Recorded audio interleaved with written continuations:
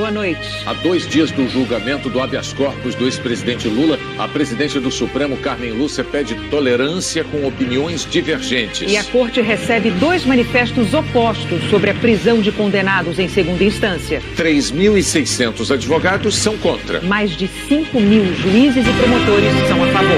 Documentos mostram que o Grupo Libra se esquiva de pagar mais de 2 bilhões de reais desde que assinou o contrato com o Porto de Santos. E com a proteção de uma medida apadrinhada pelo então deputado Eduardo Cunha. A China responde às sobretaxas impostas pelos Estados Unidos a importações de aço e alumínio. E o reflexo de um terremoto na Bolívia, em cidades brasileiras, provoca o esvaziamento de arranha-céus no centro financeiro de São Paulo.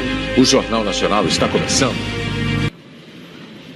Moradores de 5 estados brasileiros e do Distrito Federal sentiram hoje os reflexos de um terremoto na Bolívia. A imagem do lustre balançando foi feita pelo último funcionário a abandonar este escritório em São Paulo. Olha só como está balançando. Neste hospital de Passo Fundo, no Rio Grande do Sul, quem visitava pacientes ou trabalhava nos andares mais altos teve que deixar o prédio. Deu o episódio uma vez, alguns segundos depois, uns 10, 15 segundos, novamente repetiu e aí começou a dar uns estalos. Em Belo Horizonte, segundo a síndica de um edifício residencial, a vibração rachou a caixa d'água. No Triângulo Mineiro, funcionários do Centro Comercial de Araxá saíram às pressas do local. Pelo menos 6 cidades paranaenses sentiram os efeitos do abalo sísmico. Na porta do Fórum de Maringá, servidores contavam que o prédio balançou bastante. Eu estou no 3º andar, então nós sentimos bem. O 3º andar foi o balanço mais intenso. Em Itajaí, no litoral de Santa Catarina, técnicos da Defesa Civil foram chamados para avaliar possíveis avarias em edifícios. A terra também tremeu na capital federal. Prédios comerciais e da esplanada dos ministérios foram esvaziados. Tem uma pilastra em frente à minha mesa e eu senti ela abalar bastante e a minha cabeça também senti vertigem, então foi bem forte. Em Marília, no centro-oeste paulista, essa correria foi na prefeitura da cidade. A hora que eu levantei, o chão estava balançando de um lado para o outro. Aqui em São Paulo, a região onde os reflexos do abalo foram sentidos com mais intensidade foi a da Avenida Paulista. Densamente povoada, cheia de edifícios altos e também o ponto mais alto da região central da cidade. Os ocupantes de vários edifícios comerciais foram parar nas calçadas, por iniciativa das brigadas de segurança internas ou orientação da Defesa Civil. A sensação que estava tendo labirintite. Deu uma sensação que o prédio estava balançando. Elisângela, que está grávida, desceu 10 lances de escada ao perceber que havia algo estranho. A gente começou a ir para a persiana, começou a bater na parede e a gente reparou realmente que o prédio estava tremendo. Esse edifício só foi liberado 3 horas depois do tremor. Dona Edinólia ainda estava assustada com o que viu no 11º andar. As portas corta-fogo começou a fechar tudo, bater e o alarme gritar. Eu achei que era fogo mesmo que estava pegando no prédio. Aí quando chegou aqui embaixo que falou que teve esse terremoto na Bolívia que deu essa abalada aqui, né? O tremor sentido no Brasil teve origem em Carandaiti, no sul da Bolívia, e alcançou 6,8 de magnitude. Segundo especialistas, o abalo foi provocado por uma ruptura entre rochas do Oceano Pacífico e da América do Sul. Isso aqui são grandes blocos de rocha que vão se esfregando uns nos outros e alguma hora acontece uma ruptura. E é isso que a gente chama de tremor de terra. Isso aí vai gerar ondas sísmicas que se propagam em todas as direções, inclusive se propagando na direção do Brasil. No meio da tarde, muitos ainda relutavam em voltar ao trabalho. O brasileiro não está acostumado com isso, né? Então a gente acaba ficando com medo, né? A gente não sabe o que está acontecendo. No norte do Brasil, o Rio Madeira chegou ao maior nível desse ano. A cesta básica foi o melhor presente de Páscoa que seu Davi e a família receberam. Eles estão isolados nessa casa há vários dias. A pequena plantação que garantiu o alimento foi água abaixo. Tinha só a roça de milho e mandioca mesmo que a gente plantei. Foi tudo por água abaixo, foi. Pesadelo que também assombra a vida de centenas de ribeirinhos que vivem em 17 comunidades ao longo do Rio Madeira, na região de Porto Velho. Gente que perdeu tudo na maior cheia registrada na história do estado, agora se vê novamente com água na porta. As marcas da enchente de 2014 ainda estão em muitas casas aqui no distrito de Nazaré. Foi um dos mais atingidos naquela época. 4 anos depois, muitos moradores estão assustados com o volume de água do Rio Madeira, que já invadiu aqui o distrito. Algumas casas foram desocupadas, em outras, os moradores continuam vivendo. Agora, circular dentro do distrito, em uns pontos assim a gente consegue caminhando, mas em outros, só mesmo de barco. Tá difícil, fica demorando muito. É? E tá tendo aula todos os dias ou não? Não. A estrada que dá acesso a 2 escolas ficou inundada. A Defesa Civil percorre as comunidades, fazendo o levantamento das famílias desabrigadas e levando cestas básicas e água mineral. Nos próximos dias a tendência do rio é subir mais um pouco, né? E muitas famílias com o rio nesse nível ficam sem acesso. Hoje já são mais de 120 casas isoladas na área ribeirinha de Porto Velho. Na região urbana da capital, 4 bairros estão alagados. A Maria Júlia Coutinho tem explicação para essa cheia do Rio Madeira. Boa noite, Maju. Oi, Bonner. Boa noite para você, para Renata e para todos. Pois é, a gente já falou aqui, são as chuvas que caem na Bolívia, na cabeceira lá do rio, que fazem o Madeira subir. O Mamoré e o rio Beni são as principais cabeceiras. E segundo o engenheiro Arthur Matos, lá do Serviço Geológico do Brasil, o rio Beni é o que leva mais água para o Madeira. O pico da estação chuvosa na Bolívia e também em Rondônia, em Porto Velho, é janeiro. Toda a água que caiu no país vizinho nos meses passados veio para o Brasil, aumentou o nível do rio. Agora, em abril, a gente está entrando aí no fim da estação chuvosa. Mesmo assim, pode chover bastante em áreas da Bolívia e de Rondônia nos próximos dias. Essas cores aqui em azul mais intenso e também em violeta indicam isso. E aí a gente tem previsão de mais chuva e pode subir, sim, o nível do Madeira por lá. Bonner. É impressionante que os brasileiros hoje, de diversas partes do país, sentiram efeitos diferentes de fenômenos da Bolívia, terremoto e chuva. Vamos ver a previsão do tempo para amanhã, então, no Brasil, Maju. Vamos lá, Bonner, é o seguinte, dia de sol no sul de Mato Grosso do Sul, no centro-oeste do Paraná e também no sudoeste aqui do estado de São Paulo, norte do Espírito Santo e de Minas também com sol e grande parte da Bahia, como lá em Salvador, onde faz 32 graus, que é a mesma temperatura de Palmas, que tem previsão de pancada à tarde. 27 em Floripa, chuva leve só à noite.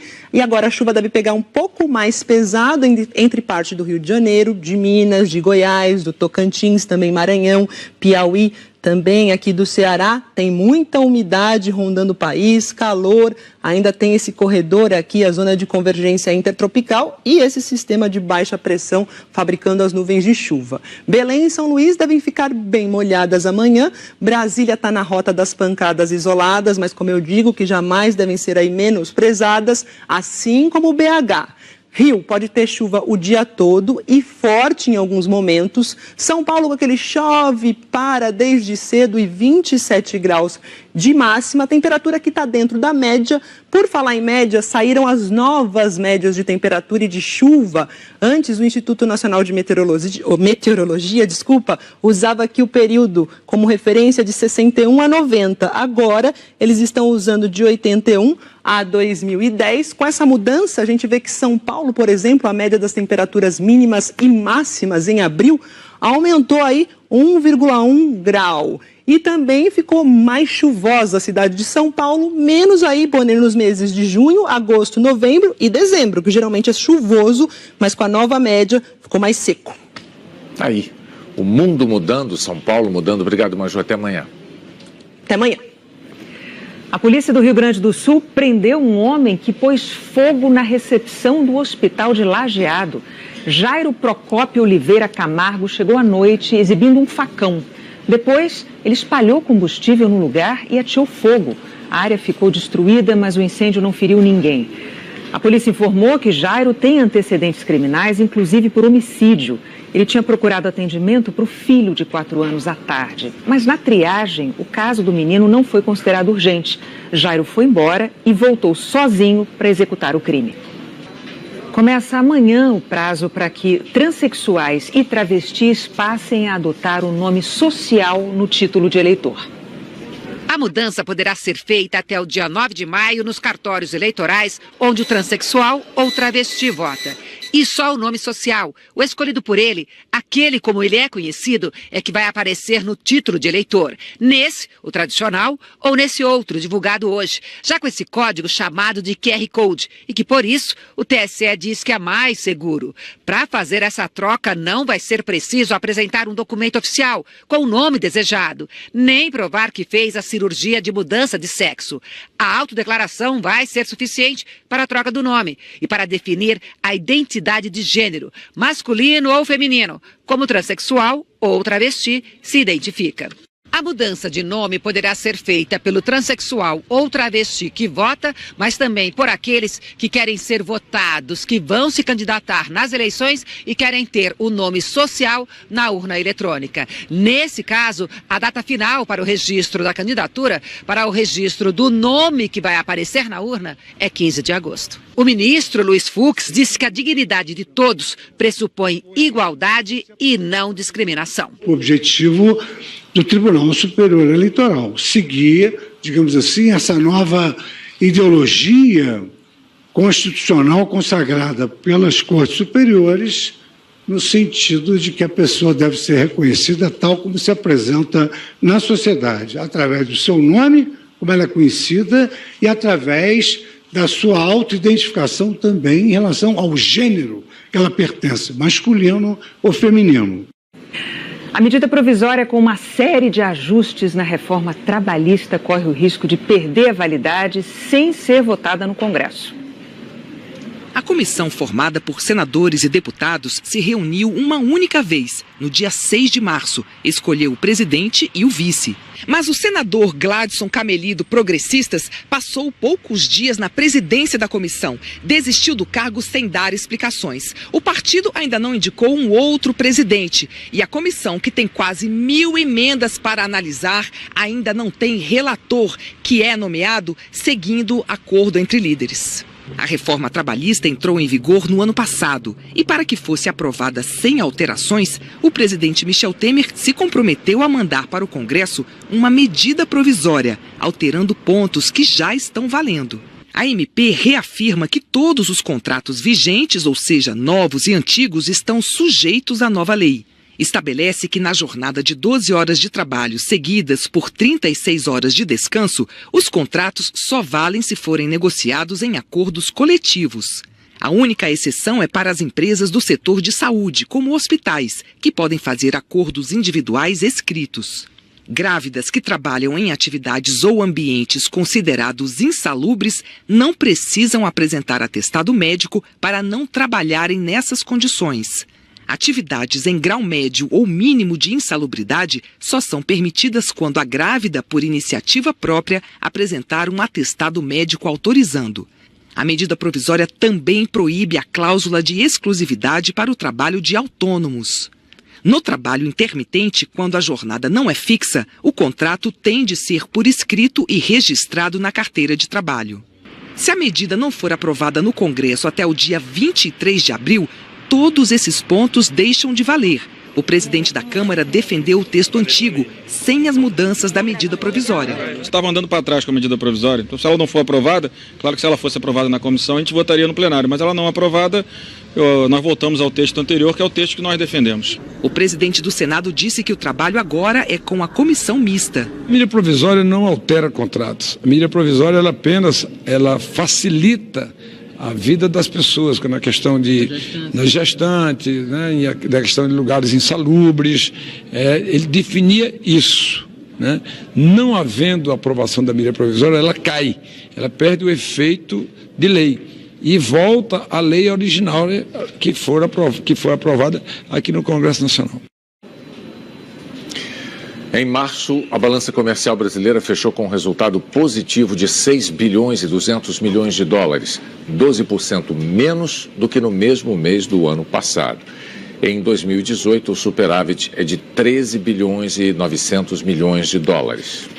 A China elevou para até 25% as tarifas de importação de 128 produtos americanos em reação às sobretaxas impostas pelos Estados Unidos ao aço e ao alumínio. A Casa Branca acusou a China de distorcer o mercado global. O Ministério das Finanças chinês afirmou que as medidas adotadas hoje respeitam as regras da Organização Mundial do Comércio e servem para proteger os interesses do país. O temor de uma guerra comercial entre a China e os Estados Unidos preocupou os investidores. A Bolsa de Valores de Nova York fechou em baixa de 1,9%. Uma série de notícias negativas de empresas de tecnologia contribuiu para essa queda. Aqui no Brasil, a Bolsa de Valores de São Paulo caiu 0,82% e a cotação do dólar comercial subiu. Morreu na África do Sul aos 81 anos a ex-mulher do líder Nelson Mandela, Winnie. O anúncio da morte, depois de um período longo de doença, levou simpatizantes à frente da casa dela, no bairro de Soweto, em Joanesburgo. Durante os 27 anos que Nelson Mandela passou na prisão, Winnie simbolizou a luta contra o apartheid, o regime de segregação racial da África do Sul. Depois, a imagem dela se desgastou profundamente na condenação pelo sequestro de um ativista de 14 anos que acabou assassinado. Winnie também foi acusada de corrupção e fraude.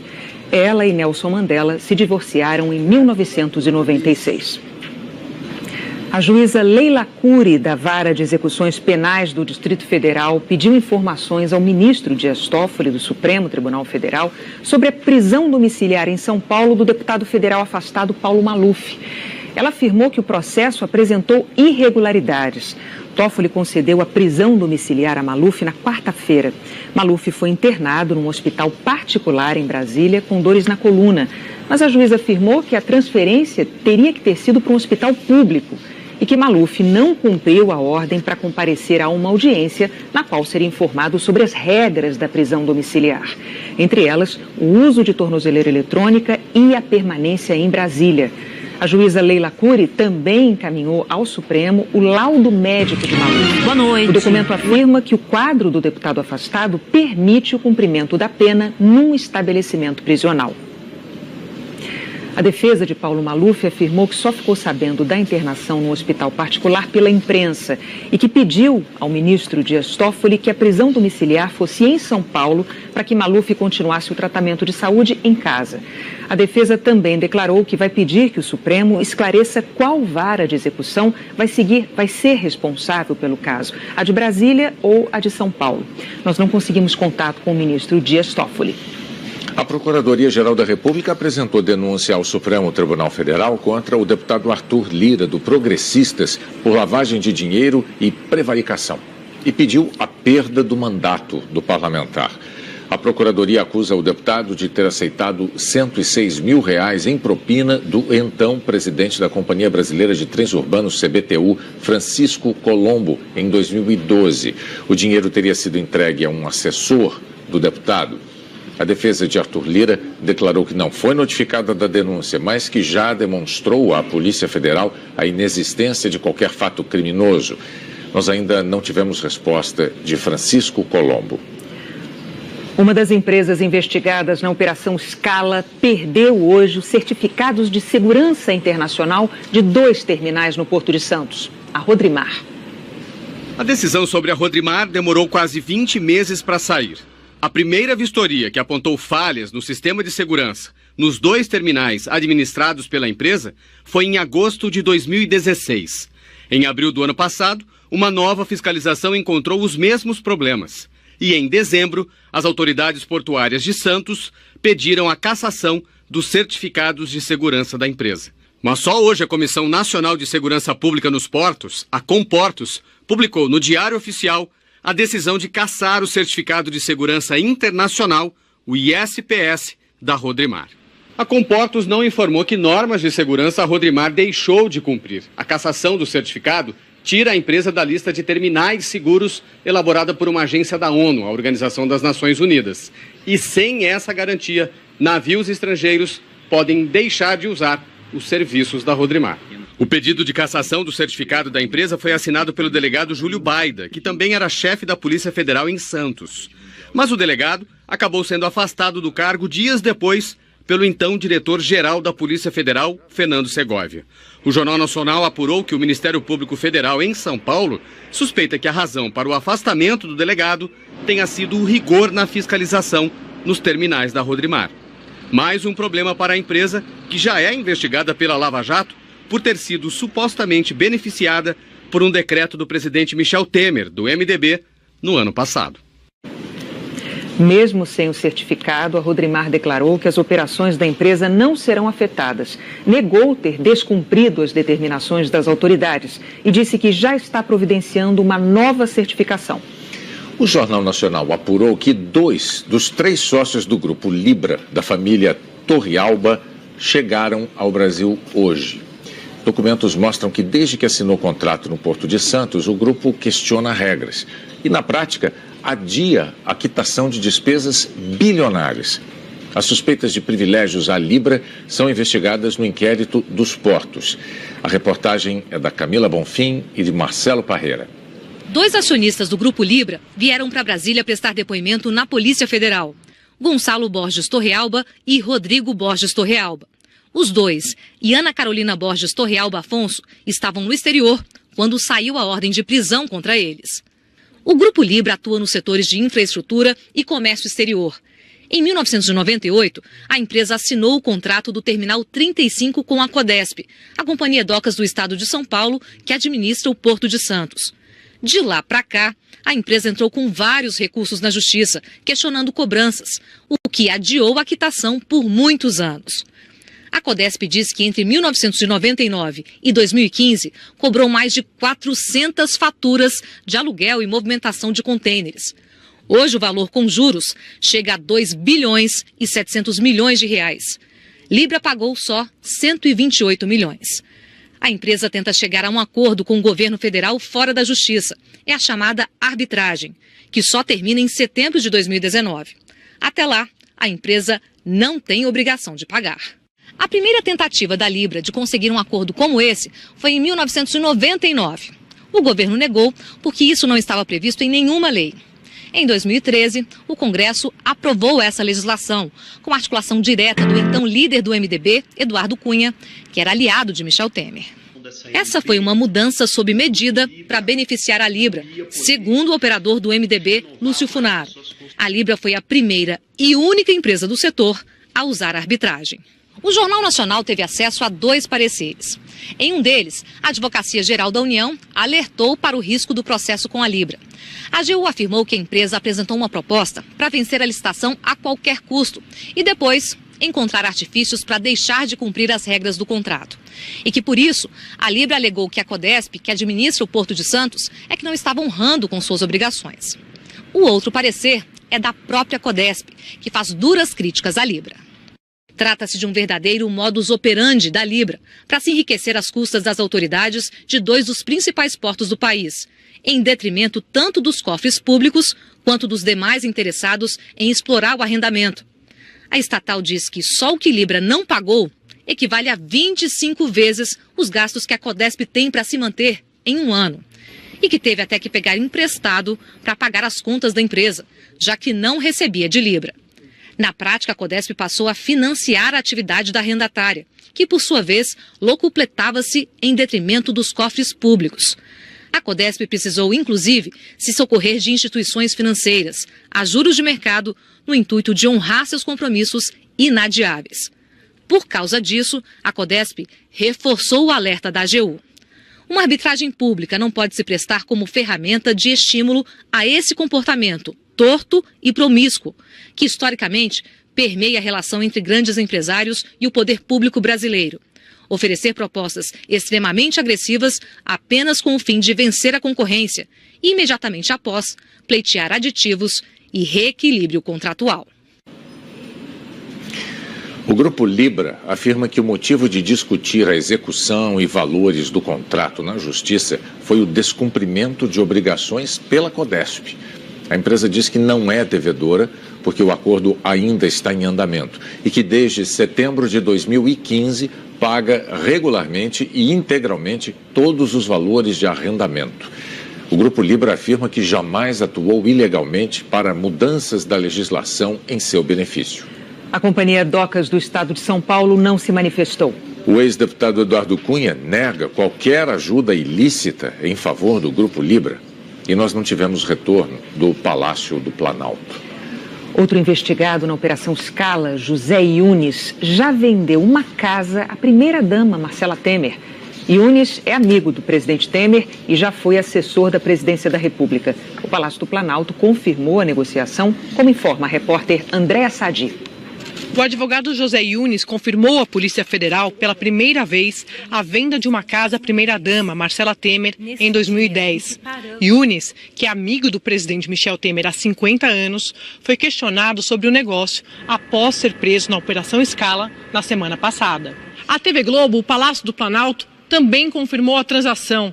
Afirmou que o presidente Temer fez uma doação de cerca de R$800 mil a Marcela, para que ela comprasse o imóvel, localizado em Alto de Pinheiros, região nobre de São Paulo. O Planalto afirma que o negócio foi declarado no imposto de renda de Marcela. Em 30 de novembro, Yunes foi questionado pelo delegado Ricardo Ishida sobre quais negócios realizou com Temer e se já havia vendido algum imóvel ou repassado algum valor ao presidente. Ele respondeu ter feito apenas uma operação de venda para Temer, há cerca de 20 anos, sem citar o imóvel para a primeira-dama. A defesa afirma que ele não omitiu informações nesse primeiro depoimento, em novembro. Disse que José Yunes não foi questionado sobre transações imobiliárias com familiares do presidente e que não lhe pode ser exigido poderes premonitórios para responder perguntas que não foram feitas. Agora, ao ser perguntado, Yunes esclareceu que a venda do imóvel foi realizada dentro das normas imobiliárias, pelo valor do mercado e que está corretamente registrada no seu imposto de renda, segundo a defesa. Outro investigado, o dono da empresa Rodrimar, Antônio Celso Greco, prestou 2 depoimentos na semana passada. No início do segundo, ele avisou ao delegado Kleiber Malta Lopes, responsável pelo inquérito dos portos, que ficaria em silêncio quando questionado a respeito da busca e apreensão na empresa Rodrimar. Greco também se recusou a responder porque o ex-assessor de Temer, Rodrigo Rocha Loures, que ficou conhecido como o homem da mala de R$500 mil, tinha um e-mail sobre negócios da Rodrimar em sua casa. O presidente Michel Temer criticou hoje pessoas que, segundo ele, querem desestabilizar o Brasil. Temer participou de 2 eventos públicos e, nos 2, defendeu o diálogo e a união, sem citar as prisões dos amigos no feriado. O Palácio do Planalto ficou lotado. Foram 3 posses de uma vez. O novo ministro dos Transportes, Walter Cassimiro Silveira. O novo ministro da Saúde, Gilberto Ock. E o substituto dele na presidência da Caixa Econômica Federal, Nelson Antônio de Souza. Mas a grande preocupação do presidente Michel Temer no feriado foi outra: a prisão de seus amigos na Operação Scala, soltos depois de prestarem depoimento. Sem citar diretamente o fato, Temer falou de respeito à Constituição, diálogo e defesa das instituições. O Brasil tem pressa e que os problemas diante de nós exigem união e diálogo. E um país em que todos colaborem sem nenhuma, digamos assim, tendência a apartamento, a separação. Acima de todos nós está o país. Acima de todos nós estão as instituições. Por isso que eu preservo sempre as instituições. Eu preservo a imprensa livre, prego a todo momento a separação de poderes, a independência e a harmonia entre os poderes, que nós todos passaremos, mas as instituições hão de ficar. A mensagem que se deu a todos nós que somos servos da Constituição: olhe, conduza-se pelos termos desta Constituição. Não saia dela, porque sair dela é desguiar-se dos propósitos democráticos do chamado Estado Democrático de Direito. Outros ministros ainda vão deixar o governo. A lei eleitoral obriga ministros que forem se candidatar a deixarem os cargos. O prazo é até o dia 7. O critério das substituições era a defesa do governo Temer, dentro de um possível projeto de reeleição. Temer já foi perguntado sobre isso e não negou. Segundo fontes do Planalto, o temor de uma terceira denúncia contra o presidente alterou a estratégia.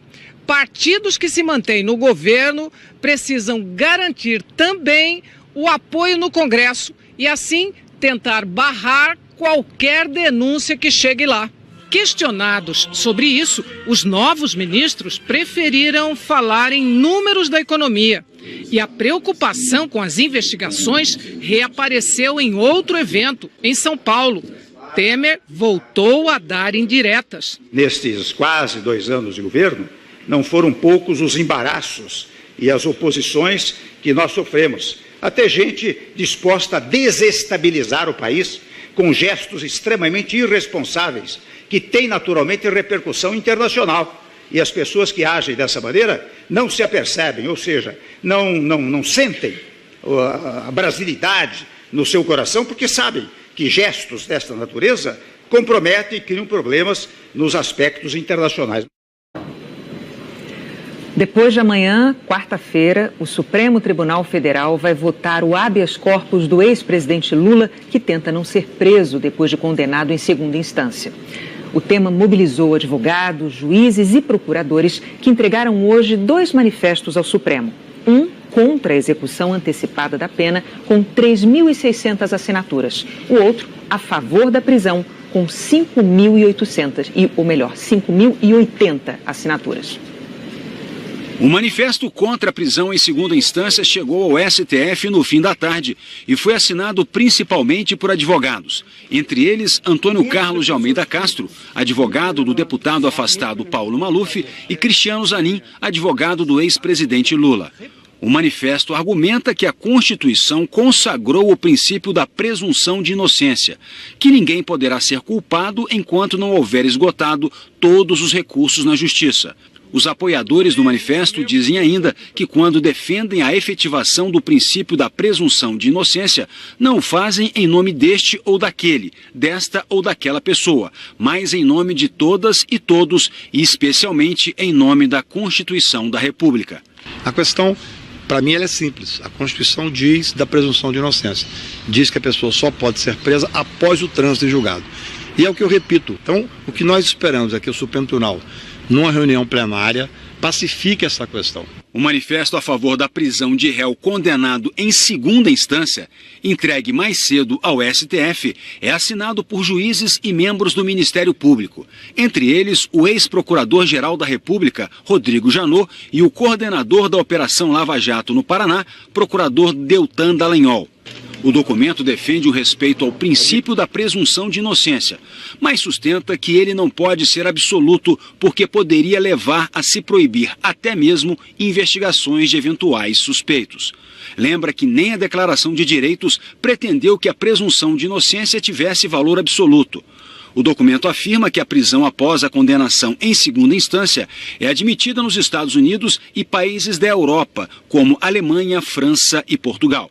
E que nada justifica que o STF altere o que vem decidindo, no sentido de que é juridicamente adequado à Constituição o início do cumprimento da pena a partir da decisão condenatória de segunda instância. A mudança da jurisprudência, nesse caso, implicará a liberação de inúmeros condenados, seja por crimes de corrupção, seja por delitos violentos, tais como estupro, roubo, homicídio, etc. O promotor de justiça Renato Varalda, que organizou o manifesto, faz um apelo ao Supremo. Para evitar justamente a liberação de homicidas, latrocidas, pedófilos, se houver um retrocesso, uma volta de entendimento nesse sentido pelo Supremo Tribunal Federal, o aumento da criminalidade e a liberação de criminosos que praticaram crimes graves vai tornar um sentimento de impunidade muito maior. A jurisprudência no Supremo sobre a prisão de condenados foi definida por 6 votos a 5 no plenário em outubro de 2016. De lá para cá, juízes vêm expedindo mandados de prisão depois de esgotados os recursos em segunda instância. Na quarta-feira, será a primeira vez que um habeas corpus sobre esse tema será julgado pelo plenário desde 2016. Embora o julgamento só atinja o caso específico de Lula, ele poderá apontar uma possível mudança de tendência do Supremo. Às vésperas do julgamento do habeas corpus ao ex-presidente Lula, a presidente do Supremo Tribunal Federal fez um pronunciamento à TV Justiça em que clama por serenidade e respeito às diferenças. Sem citar diretamente os tiros que atingiram a caravana de Lula na semana passada, a ministra Carmen Lúcia disse que a violência é intolerável. Fora da democracia, não há respeito ao direito, nem esperança de justiça e ética. Vivemos tempos de intolerância e de intransigência contra pessoas e instituições. Por isso mesmo, este é um tempo em que se há de pedir serenidade. Serenidade para que as diferenças ideológicas não sejam fonte de desordem social. Serenidade para se romper com o quadro de violência. Violência não é justiça. Violência é vingança e incivilidade. Serenidade há que se pedir para que as pessoas possam expor suas ideias e posições de forma legítima e pacífica. A ministra Carmen Lúcia disse ainda que as diferenças e os problemas precisam ser resolvidos de acordo com as garantias constitucionais e que, para isso, o Poder Judiciário tem papel fundamental. Um papel que, segundo a presidente do Supremo, vem sendo exercido com rigor. O fortalecimento da democracia brasileira depende da coesão cívica para a convivência tranquila de todos. Há que serem respeitadas opiniões diferentes. Problemas resolvem-se com racionalidade, competência, equilíbrio e respeito aos direitos.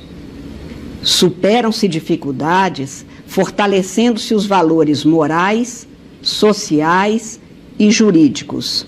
Gerações de brasileiros ajudaram a construir uma sociedade que se pretende livre, justa e solidária. Nela, não podem persistir agravos e insultos contra pessoas e instituições pela só circunstância de se terem ideias e práticas próprias. Diferenças não podem ser inimizades sociais. A liberdade democrática há de ser exercida sempre com respeito ao outro. Repito, há que se respeitar opiniões diferentes. O sentimento de brasilidade deve sobrepor-se a ressentimentos e interesses que não sejam aqueles do bem comum a todos os brasileiros. Boa noite para você. Boa noite, até amanhã.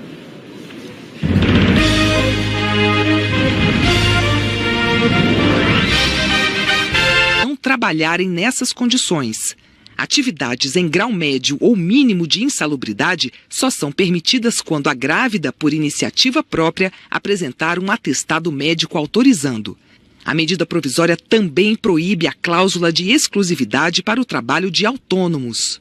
No trabalho intermitente, quando a jornada não é fixa, o contrato tem de ser por escrito e registrado na carteira de trabalho. Se a medida não for aprovada no Congresso até o dia 23 de abril, todos esses pontos deixam de valer. O presidente da Câmara defendeu o texto antigo, sem as mudanças da medida provisória. Estava andando para trás com a medida provisória, então se ela não for aprovada, claro que se ela fosse aprovada na comissão, a gente votaria no plenário, mas ela não aprovada, nós voltamos ao texto anterior, que é o texto que nós defendemos. O presidente do Senado disse que o trabalho agora é com a comissão mista. A medida provisória não altera contratos. A medida provisória ela facilita a vida das pessoas, na questão de gestantes, né, na questão de lugares insalubres. Ele definia isso. Né?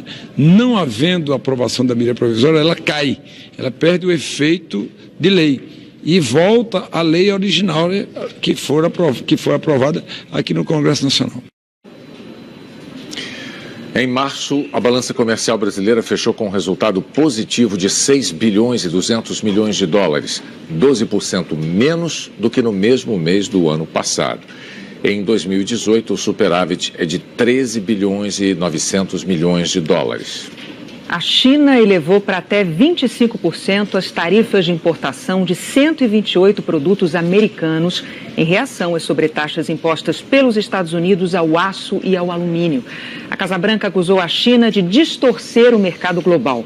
O Ministério das Finanças chinês afirmou que as medidas adotadas hoje respeitam as regras da Organização Mundial do Comércio e servem para proteger os interesses do país. O temor de uma guerra comercial entre a China e os Estados Unidos preocupou os investidores. A Bolsa de Valores de Nova York fechou em baixa de 1,9%.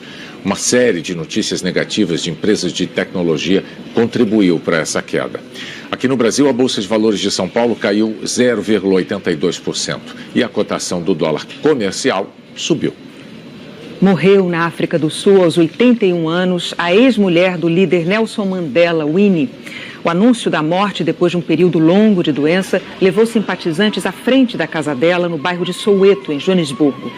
Durante os 27 anos que Nelson Mandela passou na prisão, Winnie simbolizou a luta contra o apartheid, o regime de segregação racial da África do Sul. Depois, a imagem dela se desgastou profundamente na condenação pelo sequestro de um ativista de 14 anos que acabou assassinado. Winnie também foi... Entre 1999 e 2015, cobrou mais de 400 faturas de aluguel e movimentação de contêineres. Hoje, o valor com juros chega a 2 bilhões e 700 milhões de reais. Libra pagou só 128 milhões. A empresa tenta chegar a um acordo com o governo federal fora da justiça. É a chamada arbitragem, que só termina em setembro de 2019. Até lá, a empresa não tem obrigação de pagar. A primeira tentativa da Libra de conseguir um acordo como esse foi em 1999. O governo negou porque isso não estava previsto em nenhuma lei.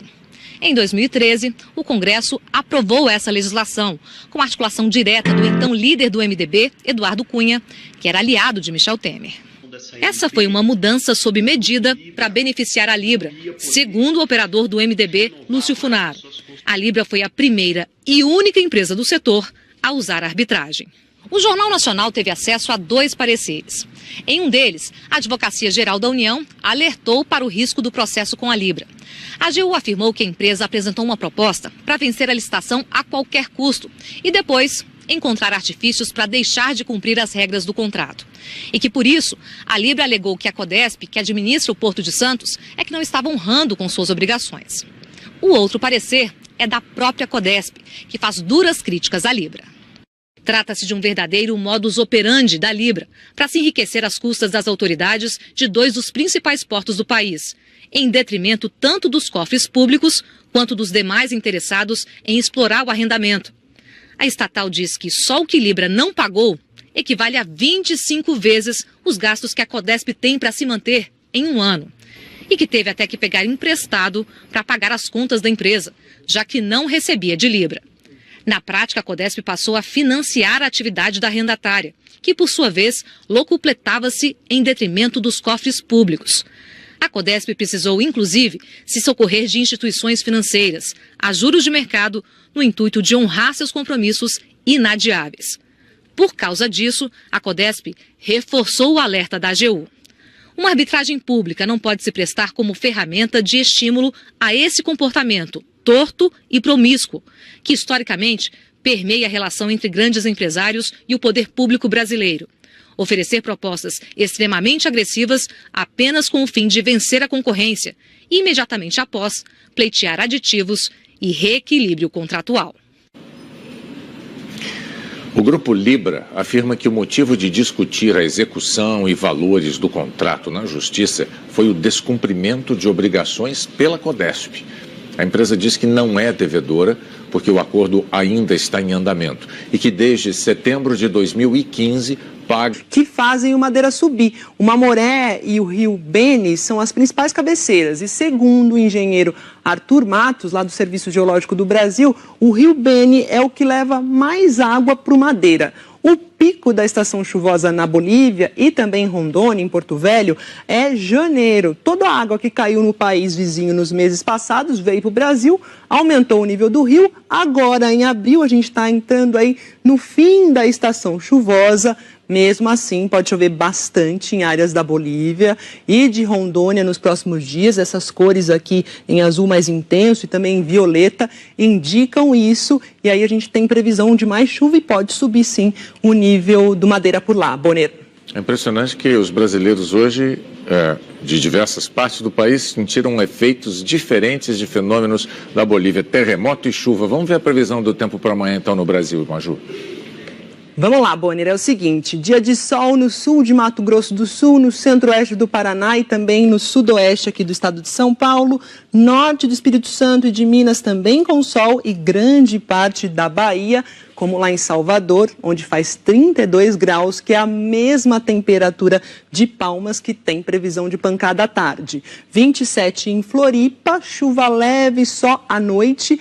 E agora a chuva deve pegar um pouco mais pesado entre parte do Rio de Janeiro, de Minas, de Goiás, do Tocantins, também Maranhão, Piauí, também aqui do Ceará. Tem muita umidade rondando o país, calor, ainda tem esse corredor aqui, a zona de convergência intertropical e esse sistema de baixa pressão fabricando as nuvens de chuva. Belém e São Luís devem ficar bem molhadas amanhã. Brasília está na rota das pancadas isoladas, mas como eu digo, que jamais devem ser aí menosprezadas, assim como o BH. Rio pode ter chuva o dia todo e forte em alguns momentos. São Paulo, aquele chove, para desde cedo e 27 graus de máxima. Temperatura que está dentro da média. Por falar em média, saíram as novas médias de temperatura e de chuva. Antes, o Instituto Nacional de Meteorologia, usava aqui o período como referência de 61 a 90. Agora, eles estão usando de 81 a 2010. Com essa mudança, a gente vê que São Paulo, por exemplo, a média das temperaturas mínimas e máximas em abril aumentou aí 1,1 grau. E também ficou mais chuvosa a cidade de São Paulo, menos aí, Bonner, nos meses de junho, agosto, novembro e dezembro, que geralmente é chuvoso, mas com a nova média ficou mais seco. Aí, o mundo mudando, São Paulo mudando. Obrigado, Maju, até amanhã. Até amanhã. A polícia do Rio Grande do Sul prendeu um homem que pôs fogo na recepção do hospital de Lajeado. Jairo Procópio Oliveira Camargo chegou à noite. De vários edifícios comerciais foram parar nas calçadas, por iniciativa das brigadas de segurança internas ou orientação da Defesa Civil. A sensação que estava tendo labirintite. Deu uma sensação que o prédio estava balançando. Elisângela, que está grávida, desceu 10 lances de escada ao perceber que havia algo estranho. A gente começou a reparar que a persiana começou a bater na parede. E a gente reparou realmente que o prédio estava tremendo. Esse edifício só foi liberado 3 horas depois do tremor. Dona Edinólia ainda estava assustada com o que viu no 11º andar. As portas corta-fogo começou a fechar tudo, bater e o alarme gritar. Eu achei que era fogo mesmo que estava pegando no prédio. Aí quando chegou aqui embaixo que falou que teve esse terremoto na Bolívia que deu essa abalada aqui, né? O tremor sentido no Brasil teve origem em Carandaiti, no sul da Bolívia, e alcançou 6,8 de magnitude. Segundo especialistas, o abalo foi provocado por uma ruptura entre rochas do Oceano Pacífico e da América do Sul. Isso aqui são grandes blocos de rocha que vão se esfregando uns nos outros e alguma hora acontece uma ruptura. E é isso que a gente chama de tremor de terra. Isso aí vai gerar ondas sísmicas que se propagam em todas as direções, inclusive se propagando na direção do Brasil. No meio da tarde, muitos ainda relutavam em voltar ao trabalho. O brasileiro não está acostumado com isso, né? Então a gente acaba ficando com medo, né? A gente não sabe o que está acontecendo. No norte do Brasil, o Rio Madeira chegou ao maior nível desse ano. A cesta básica foi o melhor presente de Páscoa que seu Davi e a família receberam. Eles estão isolados nessa casa há vários dias. A pequena plantação que garantiu o alimento foi água abaixo. Tinha só a roça de milho e mandioca mesmo que a gente plantei. Foi tudo por água abaixo, foi. Pesadelo que também assombra a vida de centenas de ribeirinhos que vivem em 17 comunidades ao longo do Rio Madeira, na região de Porto Velho. Gente que perdeu tudo na maior cheia registrada na história do estado, agora se vê novamente com água na porta. As marcas da enchente de 2014 ainda estão em muitas casas aqui no distrito de Nazaré. Foi um dos mais atingidos naquela época. 4 anos depois, muitos moradores estão assustados com o volume de água do Rio Madeira que já invadiu aqui o distrito. Algumas casas foram desocupadas, em outras os moradores continuam vivendo. Agora, circular dentro do distrito, em uns pontos assim a gente consegue caminhando, mas em outros só mesmo de barco. Tá difícil, fica demorando muito. É? E tá tendo aula todos os dias ou não? Não. A estrada que dá acesso a 2 escolas ficou inundada. A Defesa Civil percorre as comunidades, fazendo o levantamento das famílias desabrigadas e levando cestas básicas e água mineral. Nos próximos dias a tendência do rio é subir mais um pouco, né? E muitas... A 2010, com essa mudança, a gente vê que São Paulo, por exemplo, a média das temperaturas mínimas e máximas em abril aumentou aí 1,1 grau. E também ficou mais chuvosa a cidade de São Paulo, menos aí, Bonner, nos meses de junho, agosto, novembro e dezembro, que geralmente é chuvoso, mas com a nova média ficou mais seco. Aí, o mundo mudando, São Paulo mudando. Obrigado, Maju, até amanhã. Até amanhã. A polícia do Rio Grande do Sul prendeu um homem que pôs fogo na recepção do hospital de Lajeado. Jairo Procópio Oliveira Camargo chegou à noite exibindo um facão. Depois, ele espalhou combustível no lugar e ateou fogo. A área ficou destruída, mas o incêndio não feriu ninguém. A polícia informou que Jairo tem antecedentes criminais, inclusive por homicídio. Ele tinha procurado atendimento para o filho de 4 anos à tarde. Mas na triagem, o caso do menino não foi considerado urgente. Jairo foi embora e voltou sozinho para executar o crime. Começa amanhã o prazo para que transexuais e travestis passem a adotar o nome social no título de eleitor. A mudança poderá ser feita até o dia 9 de maio nos cartórios eleitorais onde o transexual ou travesti vota. E só o nome social, o escolhido por ele, aquele como ele é conhecido, é que vai aparecer no título de eleitor. Nesse, o tradicional, ou nesse outro, divulgado hoje. Já com esse código chamado de QR Code. E que, por isso, o TSE diz que é mais seguro. Para fazer essa troca, não vai ser preciso apresentar um documento oficial com o nome desejado, nem provar que fez a cirurgia de mudança de sexo. A autodeclaração vai ser suficiente para a troca do nome e para definir a identidade de gênero, masculino ou feminino, como transexual ou travesti se identifica. A mudança de nome poderá ser feita pelo transexual ou travesti que vota, mas também por aqueles que querem ser votados, que vão se candidatar nas eleições e querem ter o nome social na urna eletrônica. Nesse caso, a data final para o registro da candidatura, para o registro do nome que vai aparecer na urna, é 15 de agosto. O ministro Luiz Fux disse que a dignidade de todos pressupõe igualdade e não discriminação. O objetivo do Tribunal Superior Eleitoral seguir, digamos assim, essa nova ideologia constitucional consagrada pelas Cortes Superiores, no sentido de que a pessoa deve ser reconhecida tal como se apresenta na sociedade, através do seu nome, como ela é conhecida, e através da sua autoidentificação também em relação ao gênero que ela pertence, masculino ou feminino. A medida provisória, com uma série de ajustes na reforma trabalhista, corre o risco de perder a validade sem ser votada. Aprovada aqui no Congresso Nacional. Em março, a balança comercial brasileira fechou com um resultado positivo de 6 bilhões e 200 milhões de dólares, 12% menos do que no mesmo mês do ano passado. Em 2018, o superávit é de 13 bilhões e 900 milhões de dólares. A China elevou para até 25% as tarifas de importação de 128 produtos americanos em reação às sobretaxas impostas pelos Estados Unidos ao aço e ao alumínio. A Casa Branca acusou a China de distorcer o mercado global. O Ministério das Finanças chinês afirmou que as medidas adotadas hoje respeitam as regras da Organização Mundial do Comércio e servem para proteger os interesses do país. O temor de uma guerra comercial entre a China e os Estados Unidos preocupou os investidores. A Bolsa de Valores de Nova York fechou em baixa de 1,9%. Uma série de notícias negativas de empresas de tecnologia contribuiu para essa queda. Aqui no Brasil, a Bolsa de Valores de São Paulo caiu 0,82% e a cotação do dólar comercial subiu. Morreu na África do Sul aos 81 anos a ex-mulher do líder Nelson Mandela, Winnie. O anúncio da morte, depois de um período longo de doença, levou simpatizantes à frente da casa dela, no bairro de Soweto, em Joanesburgo. Durante os 27 anos que Nelson Mandela passou na prisão, Winnie simbolizou a luta contra o apartheid, o regime de segregação racial da África do Sul.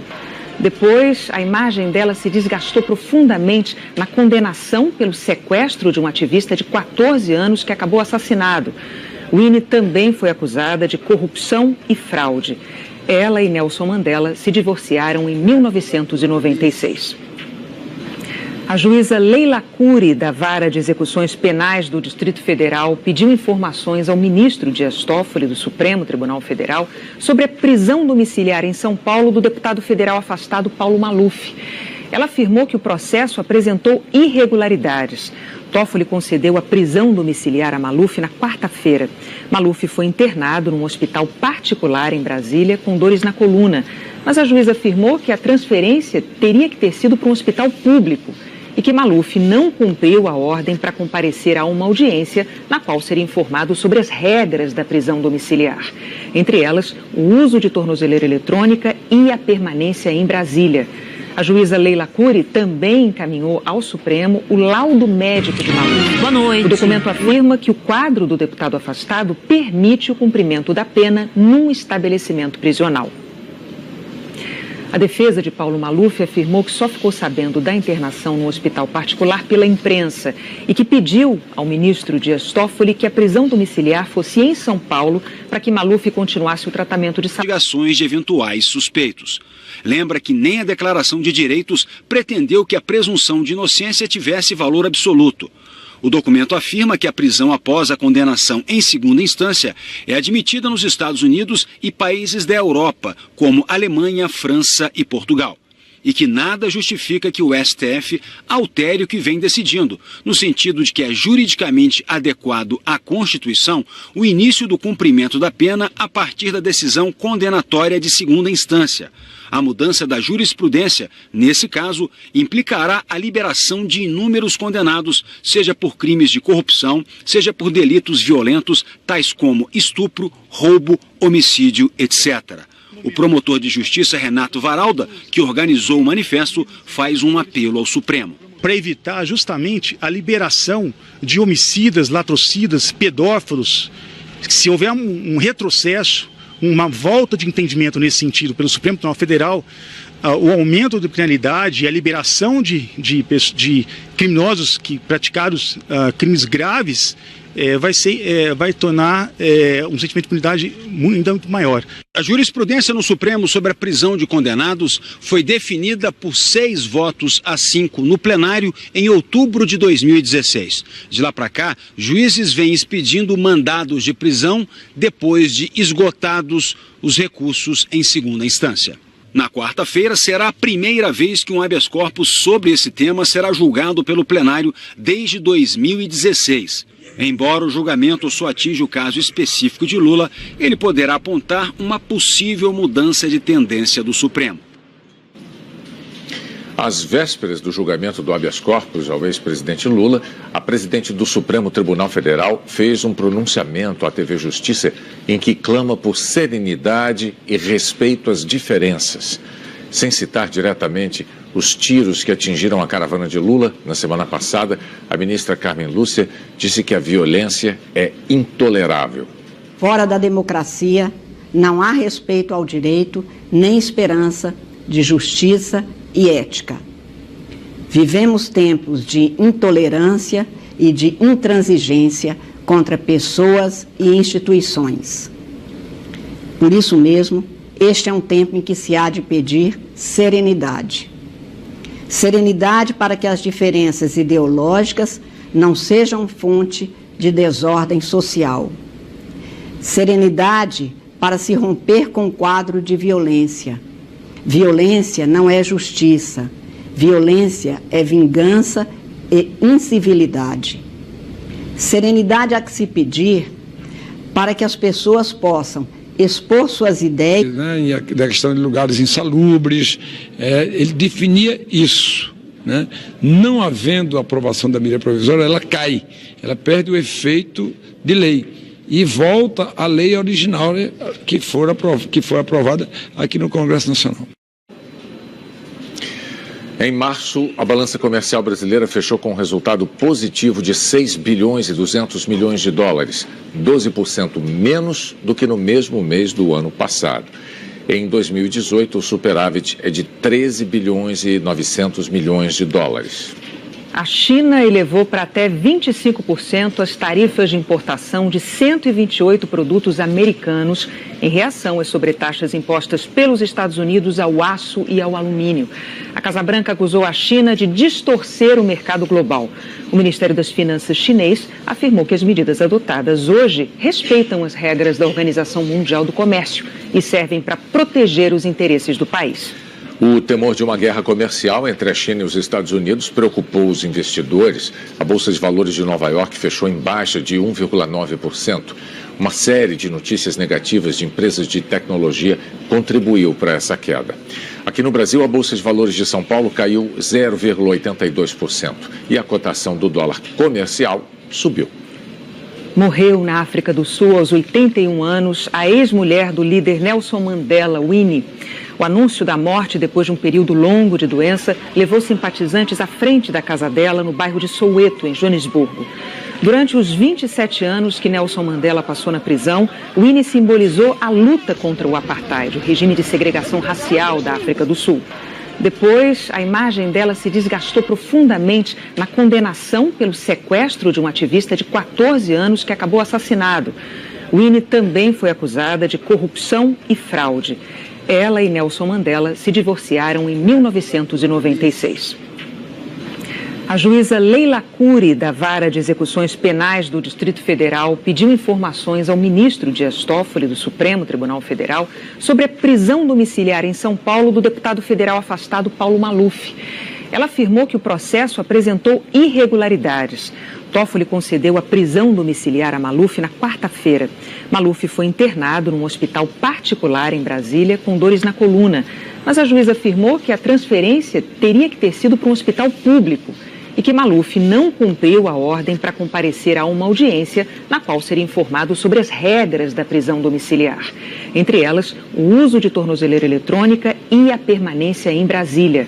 A juíza Leila Cury também encaminhou ao Supremo o laudo médico de Maluf. Boa noite. O documento afirma que o quadro do deputado afastado permite o cumprimento da pena num estabelecimento. Se socorrer de instituições financeiras a juros de mercado no intuito de honrar seus compromissos inadiáveis.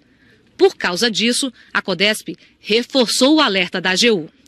Uma arbitragem pública não pode se prestar como ferramenta de estímulo a esse comportamento torto e promíscuo, que historicamente permeia a relação entre grandes empresários e o poder público brasileiro.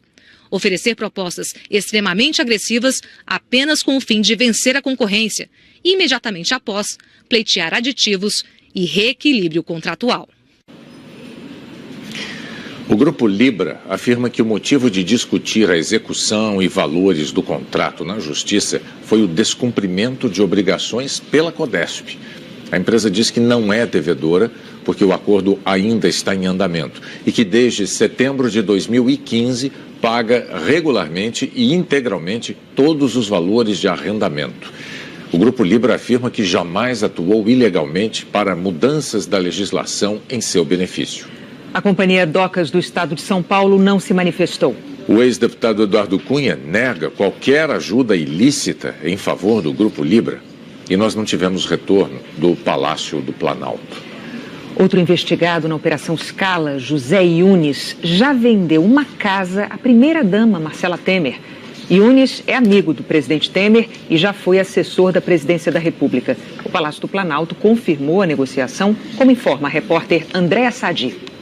O advogado José Yunes confirmou à Polícia Federal pela primeira vez a venda de uma casa à primeira-dama, Marcela Temer, em 2010.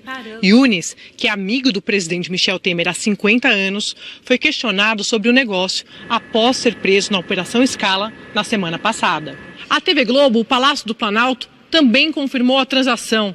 Afirmou que o presidente Temer fez uma doação de cerca de R$800 mil a Marcela, para que ela comprasse o imóvel, localizado em Alto de Pinheiros, região nobre de São Paulo. O Planalto afirma que o negócio foi declarado no imposto de renda de Marcela.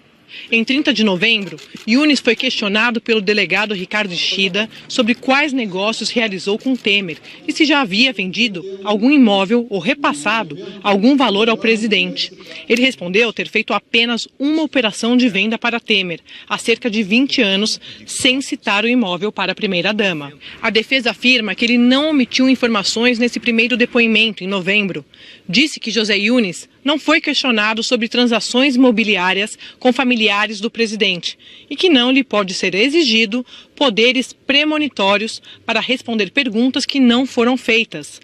Agora, ao ser perguntado, Yunis esclareceu que a venda do imóvel foi realizada dentro das normas imobiliárias, pelo valor do mercado e que